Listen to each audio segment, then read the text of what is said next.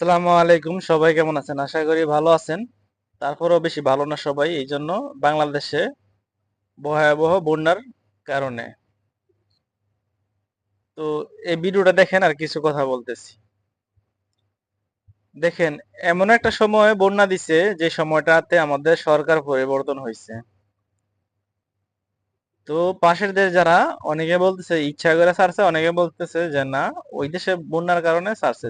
তো যেভাবেই ছাড়ুক না কেন, আমরা যে যেখান থেকে পারি, যার যতটুকু সাধ্য আছে ওই অনুযায়ী যারা ক্ষতিগ্রস্ত হয়েছে, যেসব এলাকায় বন্যা হইতেছে বা হবে, ওই এলাকায় অতি তাড়াতাড়ি যেভাবে হোক সাহায্যের ব্যবস্থা করি। আর এই ভিডিওটা দেওয়ার কারণ হচ্ছে, দেখেন মানুষের কতটুকু বিপদ হলে হয়তো কার, যেটা আমরা বাংলায় আমাদের আঞ্চলিক ভাষায় ঘরে কার বলি, ওইখানে আশ্রয় নেওয়ার পরে পুরো ঘরটাই কিন্তু পানিতে ডুবে গেছে। ডুবে যাওয়ার পরে কি হয়েছে, এখন বাইরে আনার কোনো সিস্টেম নাই। তো যাই হোক, যারা উদ্ধারকারী কর্মী আছে ওনারা গিয়ে টিন কেটে তারপরে ওদেরকে উদ্ধার করতেছে। তো অলরেডি বাংলাদেশে অনেক বড় বড় সংস্থা আছে, তারা অনেকভাবে অনেক উদ্ধার অভিযান চালাইতেছে।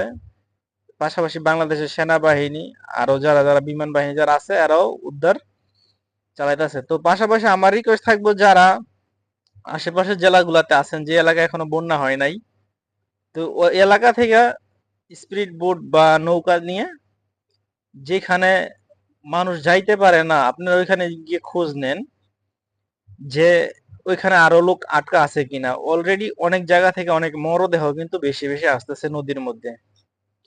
তো আল্লাহ সবাইকে মাফ করুক, এই সিচুয়েশনটা যেন কোনোভাবেই না হয়। আর আর সামনে যেন সবকিছু মোকাবেলা করতে পারি, আল্লাহ সেই ব্যবস্থা করে দেখ, আল্লাহর কাছে দোয়া করি। আর পাশের দেশ থেকে যদি পানি ওরা যদি ইচ্ছাকৃত ভাবে ছাড়ে, এমনি তো হয়তো ক্ষমতা বা শক্তিতে যদি নাও পারি, যেন আল্লাহ তাদেরকে বিচার করে। আল্লাহর কাছে দোয়া ছাড়া বা বিচার চাওয়া ছাড়া আর কোনো কিছু করার নাই। কি জন্য?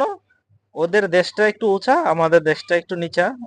হয়তো এই কারণে হয়তো পানি ছাড়লে সবগুলো পানি কিন্তু বাংলাদেশে আসতেই থাকে। তো সর্বশেষ সবার কাছে একটাই রিকোয়েস্ট, সবাই দোয়া করবেন। আর যে যতটুকু পারবেন সাহায্য করার চেষ্টা করুন, যেভাবেই পারেন। যে বড় বড় সংস্থা আছে, নিজের যাইতে না পারলেও ওদের কাছে দিলে ওরা হয়তো ত্রাণটা বরাবর গরিব মানুষের হাতে হাতে পৌঁছে দিতে পারবে। তো সবাই যেভাবে হোক দুর্যোগ মোকাবেলার তৌফিক দেখ আল্লাহ। আর দুর্যোগ শেষ হয়ে গেলে বা পানি শুকিয়ে গেলে সবাই যার ঘরে ক্ষতিগ্রস্ত হয়েছে, অনেক পশু পাখি বা জায়গা জমি ঘর বাড়ি, তো ওগুলা মেরামতের জন্য যেই বড় বড় সংস্থাগুলো আছে তাদেরকে সাহায্য করলে হয়তো তারা গিয়ে এগুলাতেও ঘর বাড়ি করার দেওয়া মতো সিস্টেম করে দিতে পারবে। তো ধন্যবাদ সবাইকে। আর সবাই বন্যার্তদের পাশে দাঁড়াই। আল্লাহ হাফেজ।